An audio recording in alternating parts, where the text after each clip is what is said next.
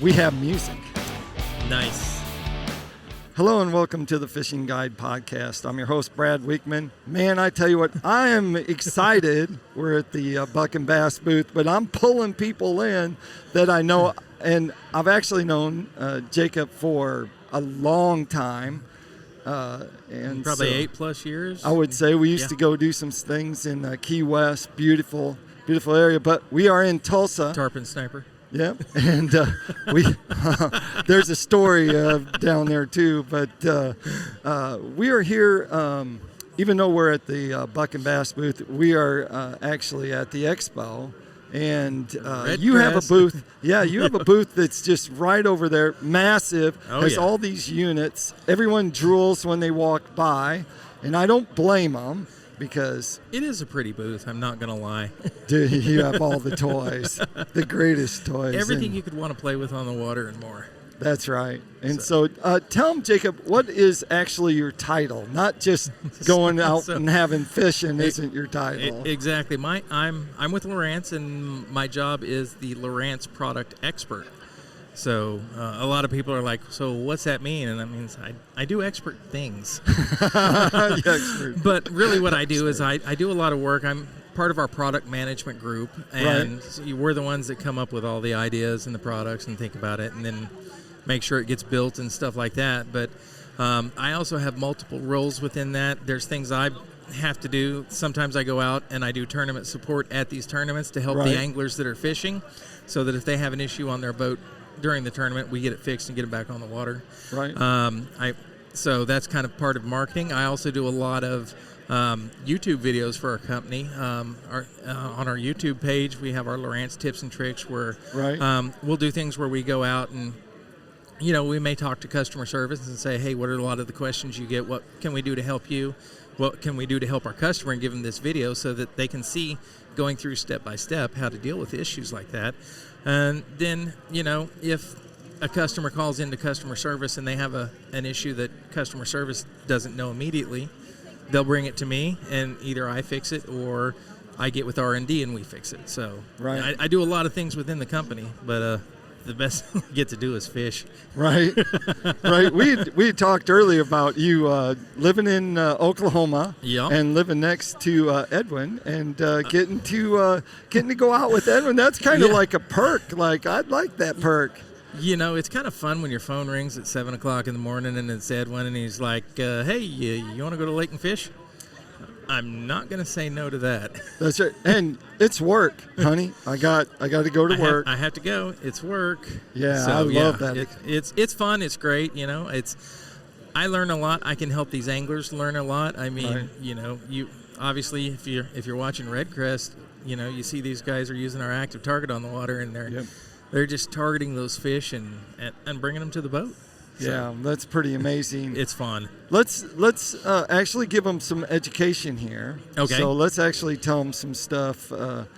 You have different units, and those units are price points. So people, when they're choosing their unit, can find it. So tell us about the units that you have. So we go along the theory of good, better, best. Okay. So we have an entry-level unit that's currently our Hook Reveal series. It's fairly automated. You know, there's not a whole lot that you have to do to set it up. It's pretty much plug and play.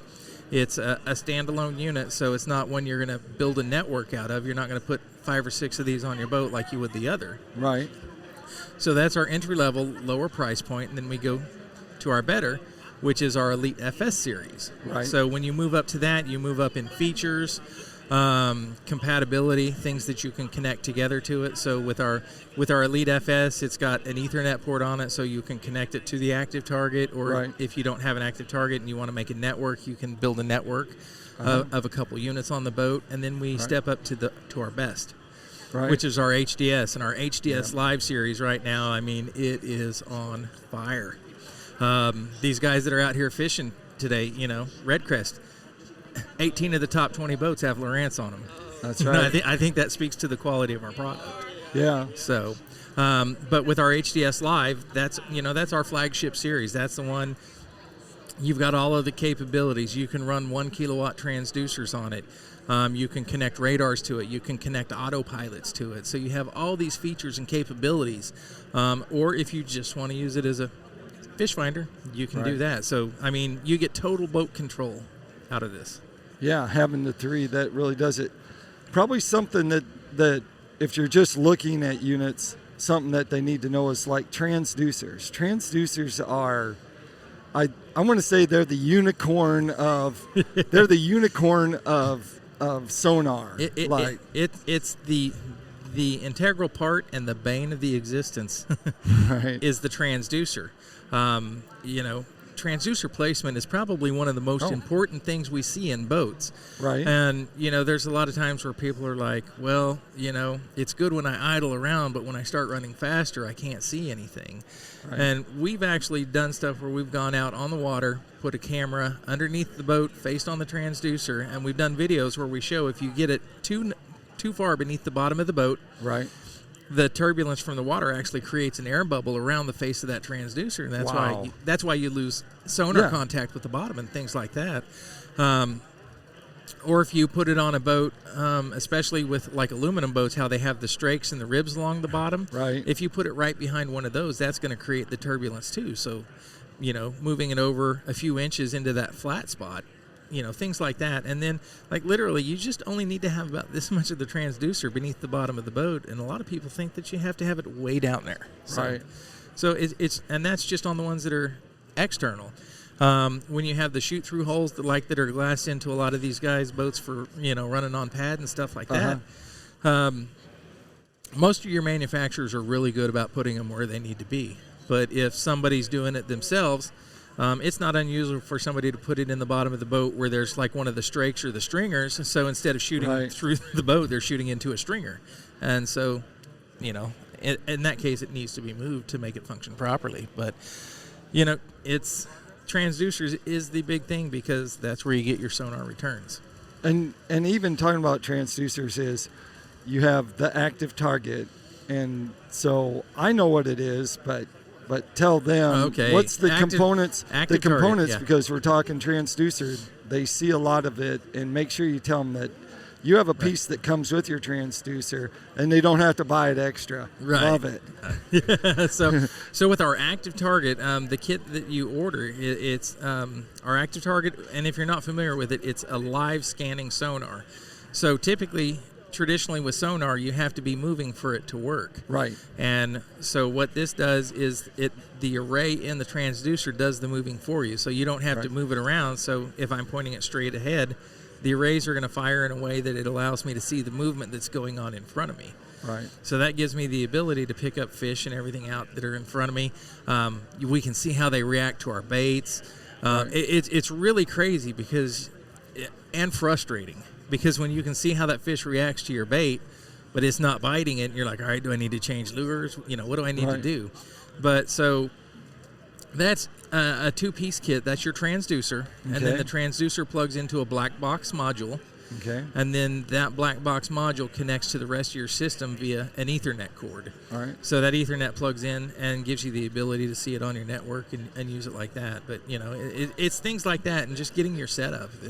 What's the power draw? So it's a separate module, so you have to have power to that, correct? Correct. So one of the cool things that we did with that black box is it's a 12 or 24 volt system. So if you have a 12 volt system, it'll run it. If you have a 24 volt system, it'll run it. Right. But the power draw on it is about 1.5 amp hours or an 18 watt power draw. Yeah. So it's fairly minimal. So it's not bad, but I mean, when you combine everything on your boat that's running, it's still something else that's draining. So you need to make sure you have good batteries. Good batteries. Big, good batteries. They don't have to be heavy. They just got to be big. Lithium. I'm so happy that the lithium is coming to this market. When lithium first came out, I mean, they were really, really expensive. Right. And one of the first batteries I had is from a company called Torqeedo.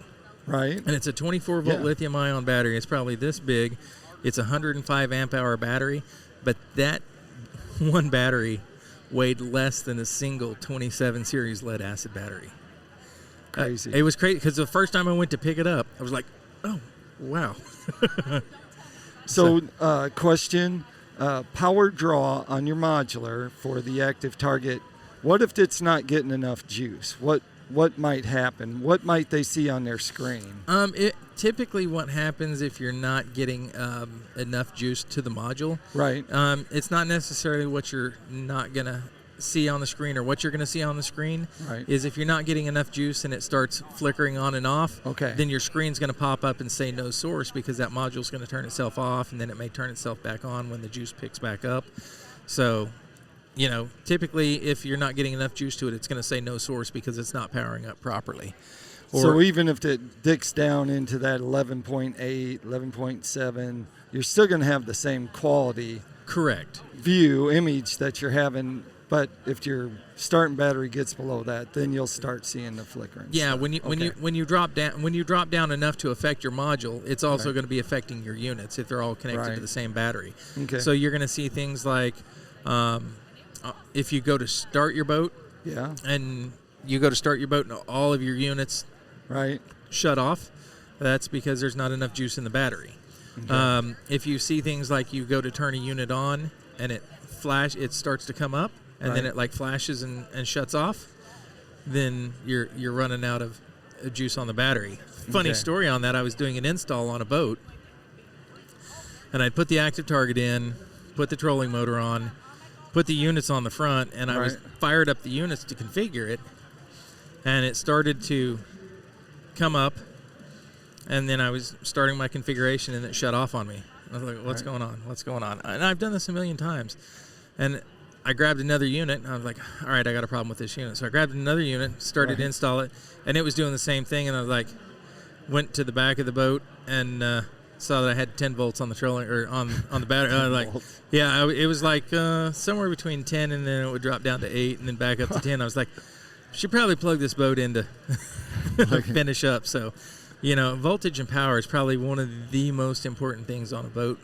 Is it the most asked question when people are calling into the help desk? Do you think that's the number one asked question, or what's the number one asked question when they call the your question, your hotline? It really depends. For a lot of people, though, and I say between calls into customer service, Right. and stuff that we see, questions that come into us on Facebook and stuff like that, with all of Right. our owners groups and stuff. So there's a lot of people they'll talk about how, well, my unit's acting up, or it's doing this, or it's doing that, and 9 times out of 10 we're like, all right, well, what's your voltage? Well, I've had my battery on the charger. I understand, but what kind of voltage are you seeing? Right. All right, I'm getting 8 volts. They go and get their battery tested and find out they've got dead cells in their battery, and then they replace their battery and they go, I haven't had a problem since. Right. So, That's the big one. that when people call in and I talk to people, that's the first thing I do when I troubleshoot is I try to make sure that we've got a good battery on the boat, because without a good battery, you don't have the horsepower Right. to run your electronics. It's just like if you've got an engine in your car that's got a dead cylinder, it's Right. not going to run right. So, Yep. so good batteries equal horsepower. So let's talk about Sonar. Sonar in itself. There's the issue of people thinking that Sonar is scaring fish. Fish can hear the sonar. They can hear that clicking noise. And so what's your, I have a feeling on that, but what's your feeling on that? In all honesty, my feeling is it's probably something else that spooks the fish. Right. Could there be a correlation between fish and the pinging of the sonar? There could be, but in so many cases, especially crappie fishermen. Let's talk about crappie Right. fishermen. Okay.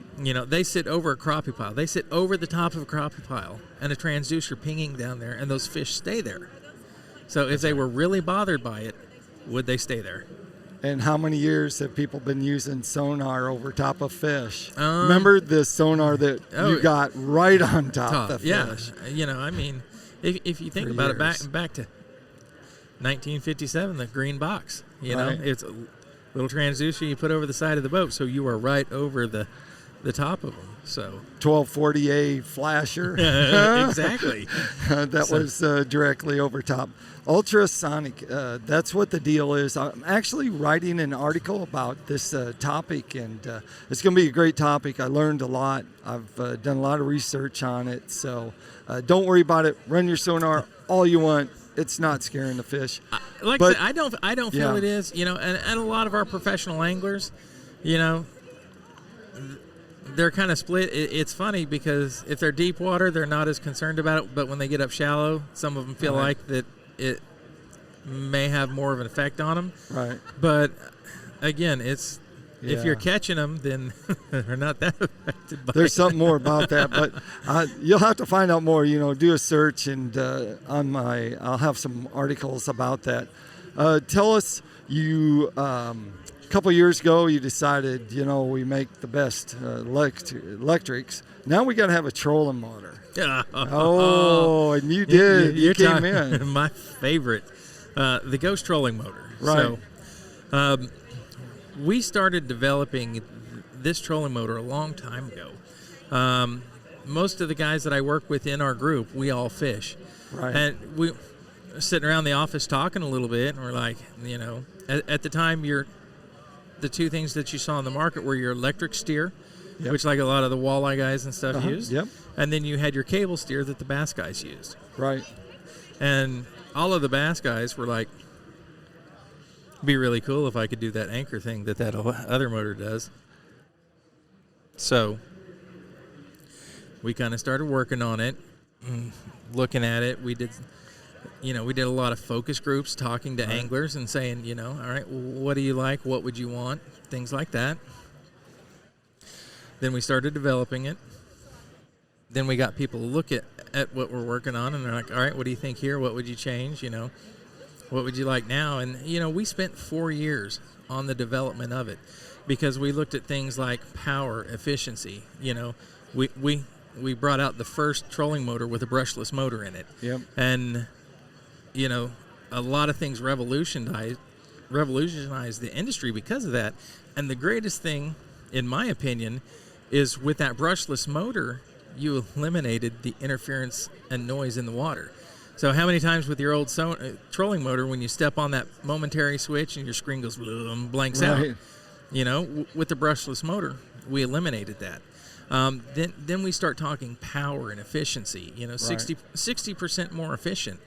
A little story that I can tell you on that. My personal boat, 22-foot center console. Right. Not the lightest boat on the market, right? Yeah.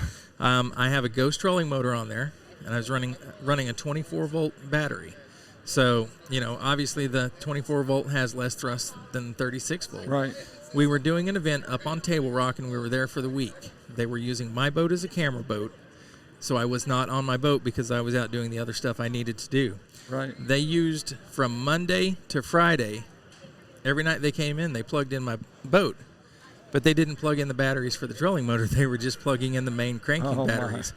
So we went from Monday until 10 a.m. on Friday. They're like, yeah, the battery died on it. I'm like, well, have you guys been plugging it in? They're like, oh, we didn't realize there was a separate plug for it.